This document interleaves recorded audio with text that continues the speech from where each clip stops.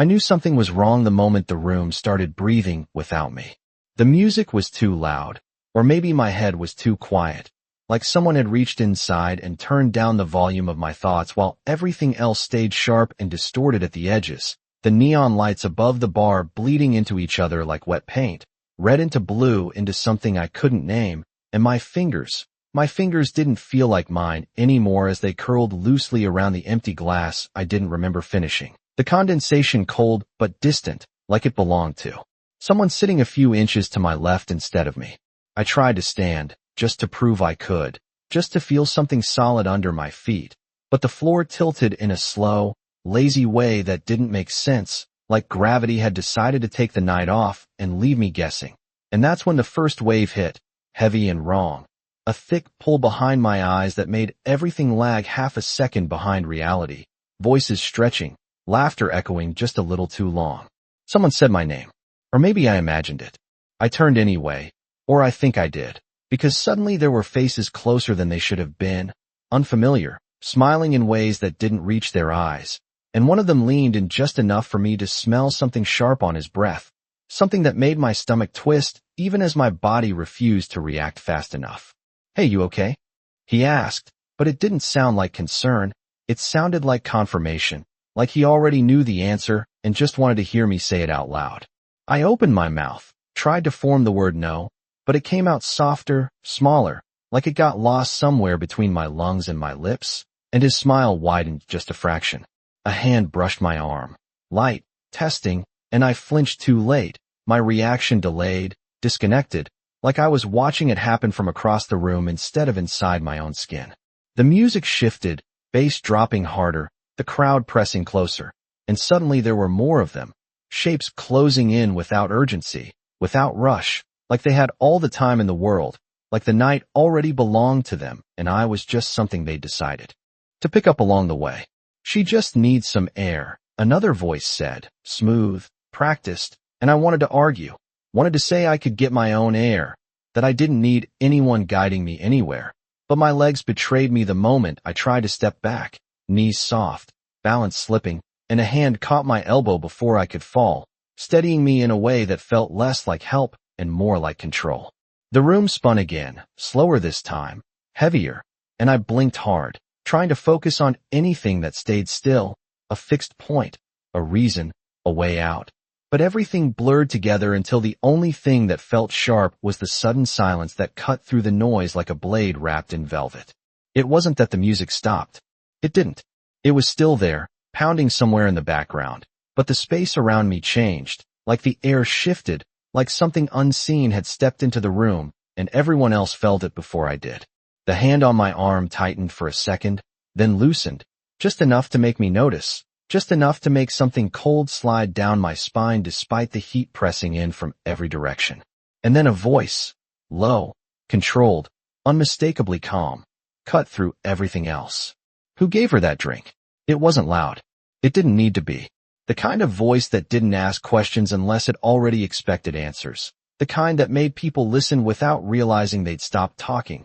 And even in my haze, even with my thoughts slipping through my fingers like water, I felt it land, heavy and precise, like the first drop before a storm. I didn't see him yet. Not clearly. Just a shape beyond the blur, taller than the rest, still when everything else shifted. And for the first time since the world started tilting, something inside me paused, just for a second, like my body recognized something my mind couldn't catch up to. Safe. The word didn't make sense. Not here. Not tonight. But it lingered anyway, quiet and stubborn, as the hand on my arm finally let go. No one answered him, and that silence said more than any excuse ever could, thick and immediate, like the entire room had agreed without speaking that something had just gone very, very wrong, and even through the haze in my head I felt it, the shift, the way the men around me straightened just slightly, the way their confidence cracked at the edges without fully breaking, like they were recalculating something they had not expected to deal with tonight. I forced my eyes to focus, dragging my gaze upward, trying to find the source of that voice. And this time the blur parted just enough for me to see him standing a few feet away, still, composed, like the chaos of the room had decided not to touch him. Dark suit perfectly fitted, not a wrinkle, not a single movement wasted, and his eyes, dark, steady, locked onto the men around me like they were numbers in a calculation he had already solved. I asked a question. He said, quieter this time, but somehow heavier, the kind of quiet that pressed down instead of fading away, and one of the men near me shifted his weight, a small movement, almost nothing, but enough to give away the hesitation creeping in. It is not your business, someone muttered, too fast, too defensive, and I felt the hand near my elbow try to guide me again, subtle, like they thought they could still finish what they started if they moved quickly enough. It did not work. The man in front of us took one step forward, just one, and the distance between us disappeared in a way that made the air feel tighter, like there was less space to breathe.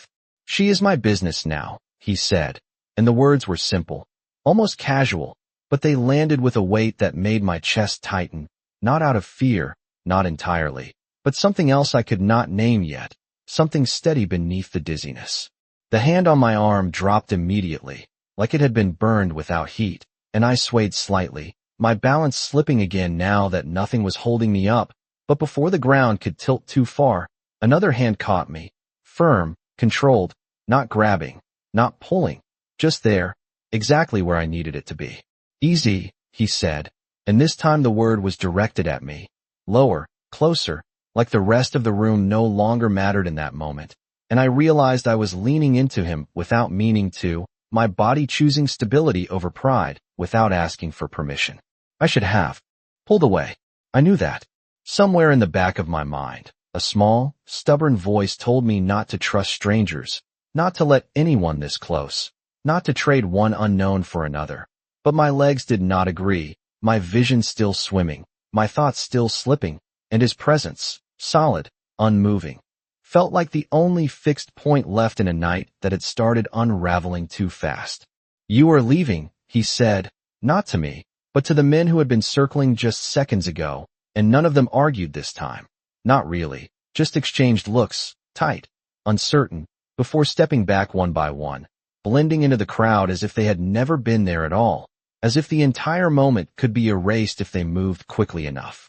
I tried to follow them with my eyes, to make sense of what had just happened, but my focus slipped again, dragging me back to him, to the steady rhythm of his breathing, to the way his hand adjusted slightly at my side to keep me upright without making it obvious. Stay with me, he said quietly, and it was not a question, not even close, more like a line drawn in place, something firm enough to hold on to, and for reasons I could not fully explain, I did, my fingers curling weakly against the fabric of his jacket as the room continued to blur around us, the noise returning slowly, distant and unimportant, like it belonged to a different world entirely. I swallowed, tried to speak, to ask who he was, why he stepped in, what this meant, but the words tangled somewhere before they could reach my lips, and all that came out was a soft breath that felt too small for everything pressing inside my chest. He did not seem to need an answer anyway. His gaze lifted briefly, scanning the room once more, sharp, controlled, like he was memorizing every face, every exit, every possible threat without ever looking rushed, and then it settled back on me, just for a second, long enough for something unspoken to pass between us, something I could not define but felt all the same. You are safe, he said, and this time, despite everything, despite the confusion, the dizziness, the unfamiliar weight of his hand at my side, I believed him. The world narrowed to the space between his hand and mine as he guided me forward, not pulling, not forcing, just moving with a certainty that made it impossible to resist, and I realized I was walking even though I did not remember telling my legs to move, my steps uneven, slow, like I was learning again from the beginning, while everything else rushed past in streaks of color and sound that no longer felt connected to me. The crowd parted before him without being asked, subtle but immediate, like people sensed something they could not explain, conversations lowering, bodies shifting aside just enough to clear a path, and I caught fragments of whispers as we passed, his name maybe, or something like it, but it slipped away before I could hold on to it. The air changed as we moved farther from the center of the room, cooler, quieter, the music fading into a distant pulse that felt more like a memory than something real, and I let out a breath I did not realize I had been holding, my head dipping slightly as the dizziness rolled through me again, heavier this time, pulling me down, down. His grip adjusted instantly, one hand steady at my side, the other lifting just enough to keep me upright without making a scene. Controlled strength, nothing careless about it, nothing accidental. Stay with me, he repeated, softer now, closer to my ear, and I nodded even though I was not sure if the movement was visible, my thoughts lagging behind his words like they had to travel through something thick before reaching me. The hallway came into focus in pieces, long and dimly lit, the kind of place people pass through without noticing, a contrast to the chaos we had just left behind, and the shift made everything feel more real, more immediate, like I was stepping out of a dream I did not choose to have. My hand tightened slightly against his jacket, the fabric smooth under my fingers, expensive, unfamiliar, and I became aware of how close I was to him. The steady rise and fall of his chest, the faint scent of something clean and sharp that cut through the lingering haze in my head. I should have stepped back. I knew that. But my body did not listen. Not yet. Not when every attempt to focus felt like trying to hold on to water. Almost. There, he said, and the words were quiet but grounded, like a promise he had already decided to keep. A door appeared ahead, heavy, dark, and someone opened it before we reached it. A man I barely registered, stepping aside without a word, his posture straight, his attention fixed on the man holding me like nothing else in the world mattered more. Outside, the night air hit me all at once, cool and sharp against my skin, and I gasped softly, the sensation cutting through the fog just enough to make my head clear for half a second before the dizziness rushed back and twice as strong. The city stretched around us, lights glowing in the distance, cars passing somewhere beyond my blurred vision, the sound of traffic steady and real in a way that anchored me more than anything inside had. A black car waited at the curb, engine running, quiet, controlled, like everything else connected to him, and the door opened before I could process the movement, the interior dark and still, a space separate from the rest of the world. I hesitated, just for a second, a flicker of awareness breaking through the haze, enough to remind me that stepping into that car meant trusting someone I did not know, someone who had just claimed control over a situation I barely understood, and my fingers tightened slightly against his sleeve, as if that small resistance could anchor me in place. He noticed. Of course he did. His hand shifted, not tightening, not forcing, just steady, present, and his voice dropped again, low enough that it felt like it existed only between us. "You are not going back in there," he said, and there was no question in it, no room for argument, just a line drawn so clearly that even in my state, I could see it. I swallowed, my throat dry, my thoughts slow, and for a moment I searched for doubt, for fear, for any reason to pull away, but all I found was the echo of that room, the hands, the voices, the way everything had slipped out of my control before he stepped in. My grip loosened. Not surrender. Not exactly. Something quieter. Something closer to choosing the only direction that still made sense. He guided me forward, one step, then another, until the edge of the car met the back of my legs, and without hesitation, he helped me inside, careful, precise, like I was something fragile but not weak, something worth handling correctly. The door closed with a soft, final sound, and just like that, the outside world disappeared, leaving only the steady rhythm of my breathing and the quiet presence of the man who had just changed the course of my night without asking for permission. The moment the door closed, the noise of the city softened into something distant, like it had been pushed behind glass, and for the first time since this night started unraveling, the world stopped spinning quite so violently, not steady, not normal, but contained, like the chaos had been sealed outside, and I was left in a quieter kind of disorientation that felt almost manageable.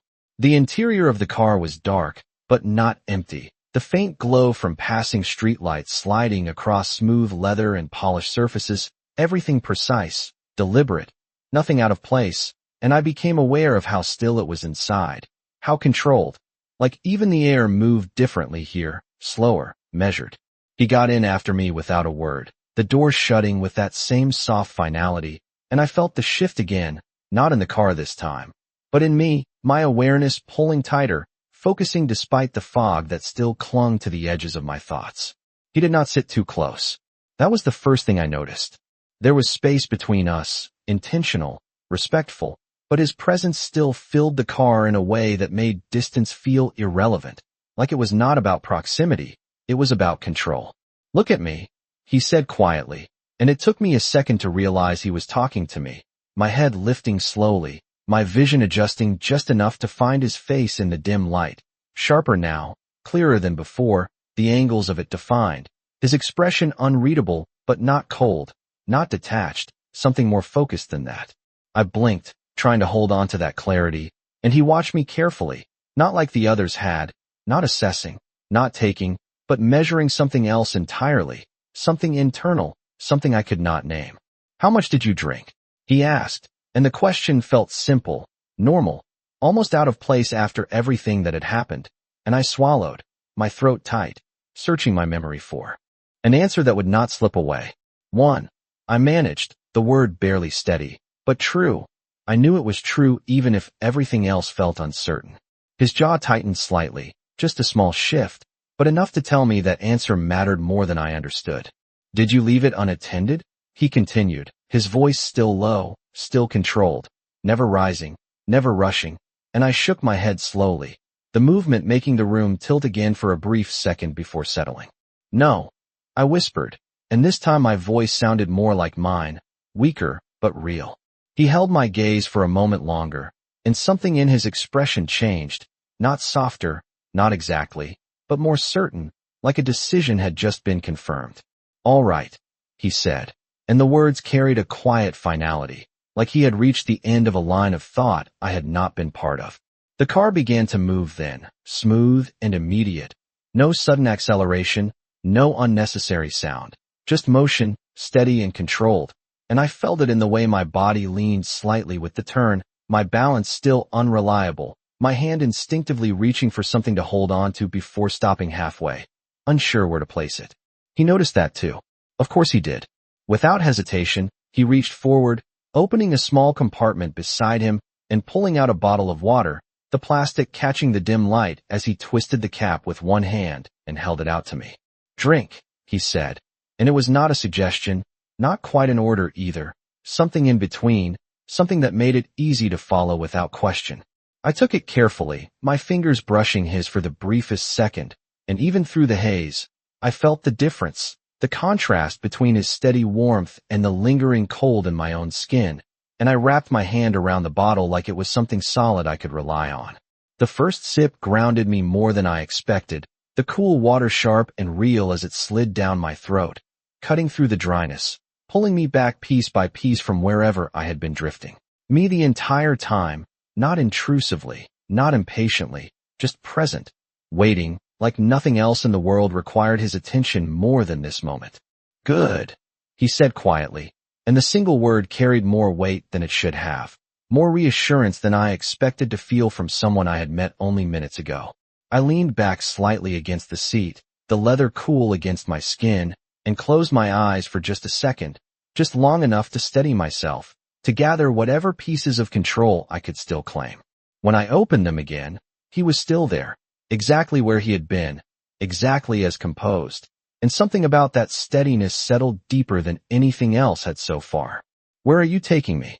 I asked finally, the question slow but clear, and for the first time since this began, I felt like I was asking something that mattered. He did not answer right away. His gaze shifted briefly toward the window, the city lights reflecting in his eyes before returning to me, steady as before. "Somewhere safe," he said, and the way he said it made it sound less like a location and more like a promise he had already decided to keep. The word safe stayed with me longer than it should have, echoing in the quiet space between us as the car moved smoothly through the city, each turn controlled, each stop seamless, like even the traffic outside followed his rhythm instead of the other way around. And I found myself watching the window without really seeing it, the lights stretching into long streaks that felt distant, unreal, like I was passing through a version of the city that no longer belonged to me. I shifted slightly in my seat, the movement slow, careful, testing the edges of my balance, and this time the world did not tilt as hard, the dizziness still there but softer, less overwhelming, like it had lost some of its grip on me, and I realized the water, the quiet, the distance from that place had started to bring me back piece by piece. My fingers tightened around the bottle again, grounding myself in something simple, something real, and I glanced at him. Just for a second, studying him the way he had studied me, trying to understand what kind of man sits this still in the middle of everything. What kind of man walks into a situation like that and leaves without raising his voice, without needing to? He noticed, of course. His eyes shifted to meet mine immediately, not sharp, not intrusive, just aware, like nothing escaped him. And for a moment I considered looking away, retreating back into the safety of not knowing. But something held me there, something quiet but steady, and I kept my gaze on his. "You do not have to figure it out tonight," he said. And the words caught me off guard, because I had not spoken, had not asked anything out loud, and yet he answered anyway, like he had been following every thought as it formed. I let out a small breath, almost a laugh, but not quite, more disbelief than amusement, and leaned my head back against the seat again, my eyes closing briefly before opening just enough to keep him in view. "You read minds too?" I asked, my voice still soft but steadier now, and there was the faintest shift at the corner of his mouth, not quite a smile, but close enough to change the air between us. "Only the obvious ones," he replied, and the simplicity of it, the calm certainty, made something in my chest loosen just a little, like I could breathe deeper without thinking about it. The car slowed, then turned again, the motion smooth, deliberate, and I realized we were no longer in the crowded parts of the city, the noise outside quieter now, the buildings spaced farther apart, the lights less harsh, more controlled, and a small part of me registered the change, the distance growing between me and everything familiar. I should have been more concerned. I knew that. I should have asked more questions, should have demanded answers, should have insisted on being taken home. But the thought of going back, of stepping into that same place, that same night, that same uncertainty, made my stomach tighten in a way that felt worse than anything else so far, and I found myself staying silent instead, watching, waiting. The car came to a slow stop, the engine still running, the quiet inside deepening as the outside world settled into stillness, and I felt it before I saw it, the shift in him, the subtle change in posture that signaled we had arrived somewhere that mattered. He reached for the door handle, then paused, his hand still for a fraction of a second as he looked at me again, not questioning, not asking permission, just checking, measuring something only he understood. "Can you stand?" he asked, and this time the question was direct, grounded, something I could answer without searching too hard. I considered it, testing the idea in my head before nodding slowly. "I think so," I said, and my voice held more strength than before, enough to feel like mine again.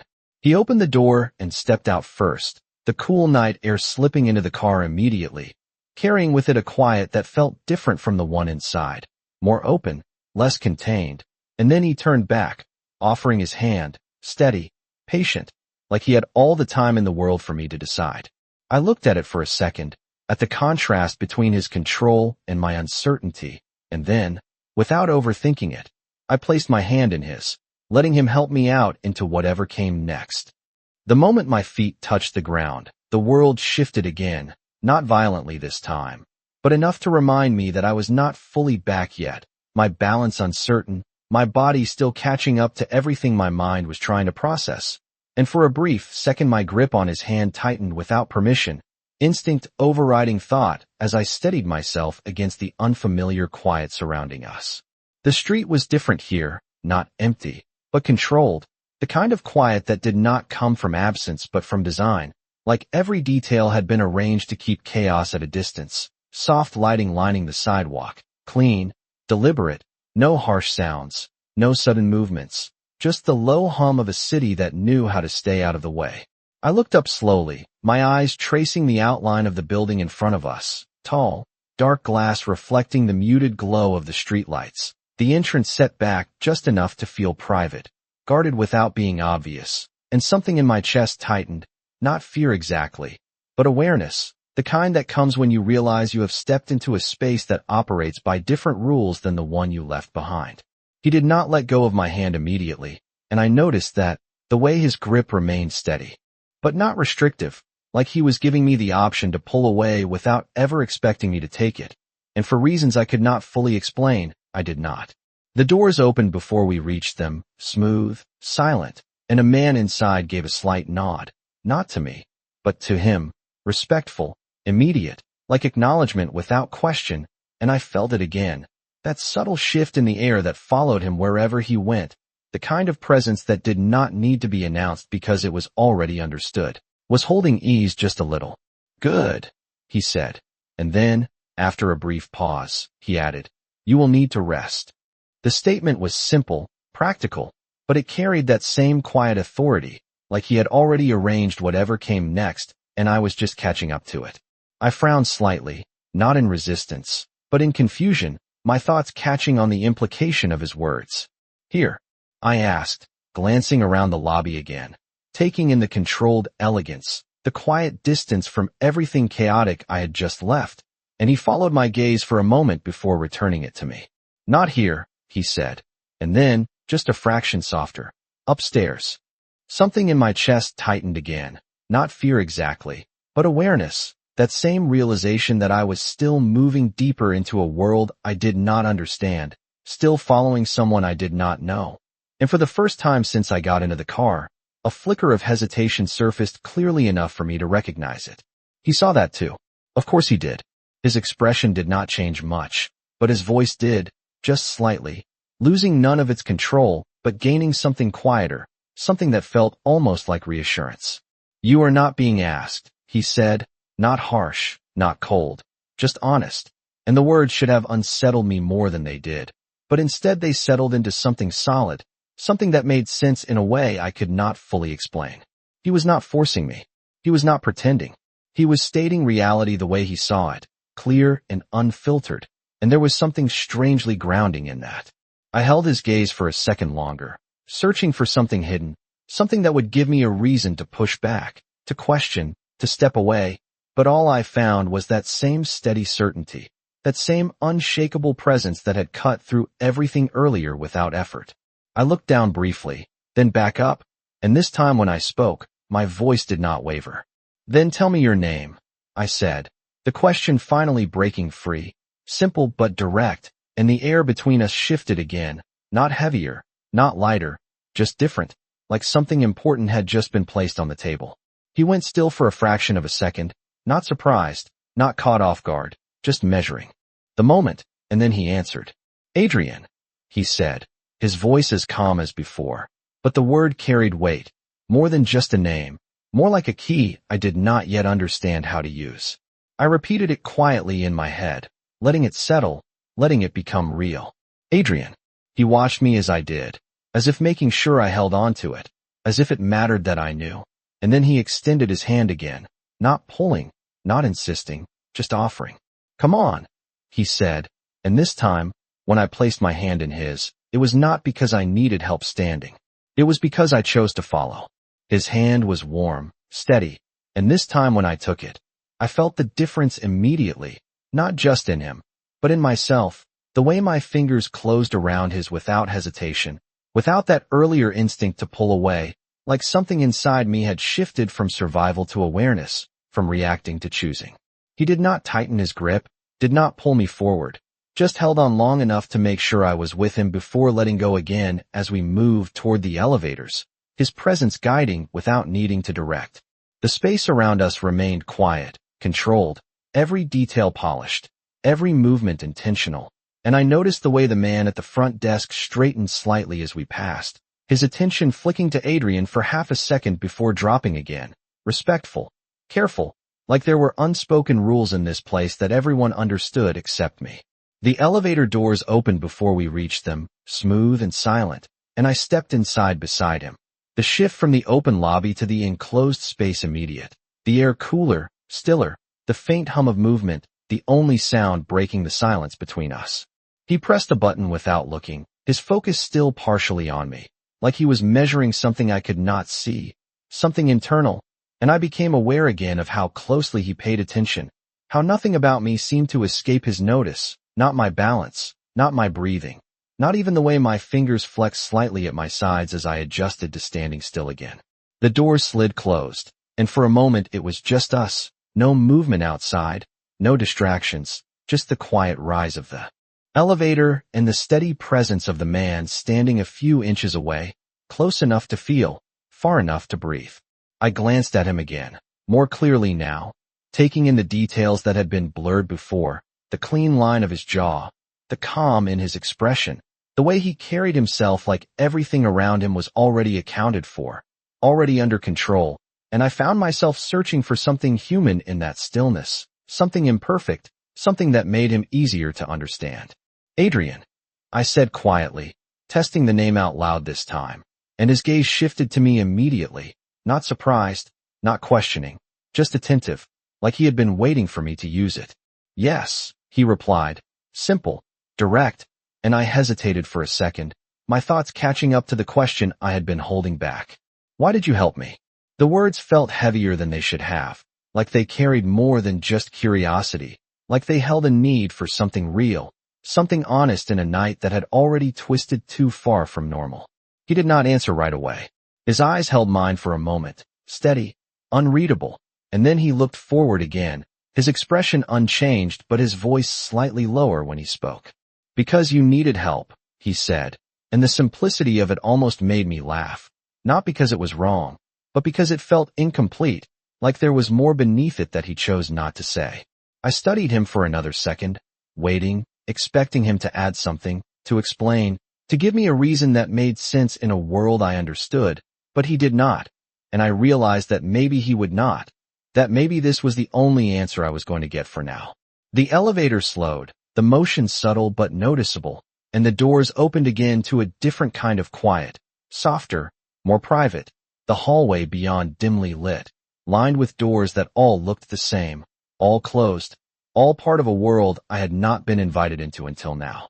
He stepped forward first, then paused just long enough for me to follow, his pace unhurried, controlled, like he expected me to keep up without needing to check, and I did, my steps more stable now, my mind clearer, my awareness sharper with each passing.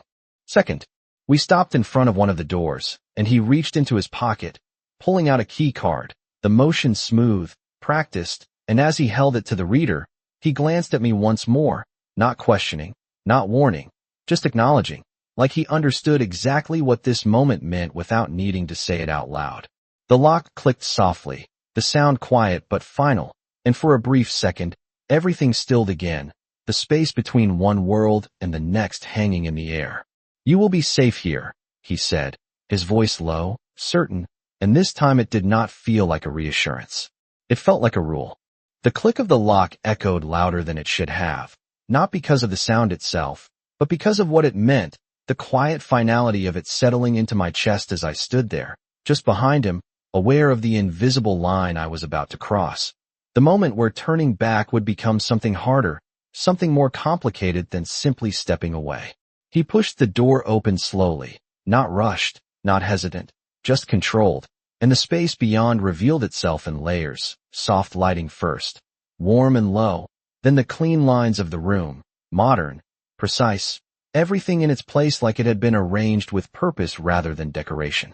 I stepped inside without thinking, my body moving before my mind could catch up, drawn by the quiet, by the absence of noise, by the feeling that nothing here was unpredictable, and the door closed behind us with that same soft sound, sealing the space off from everything outside. The air inside felt different, not just cooler or warmer, but calmer, like it held no urgency, no pressure, just stillness, and I exhaled slowly, my shoulders dropping a fraction as I let that stillness settle over me. He did not move past me right away, did not take over the space, just stood near the door for a second, watching, giving me time to adjust, to take it in, and I noticed that, the way he allowed moments to exist without filling them, the way he let me catch up without saying it out loud. I took a few steps forward, slow, careful, my balance steady now, my head clearer, and my eyes moved across the room, the couch, the low,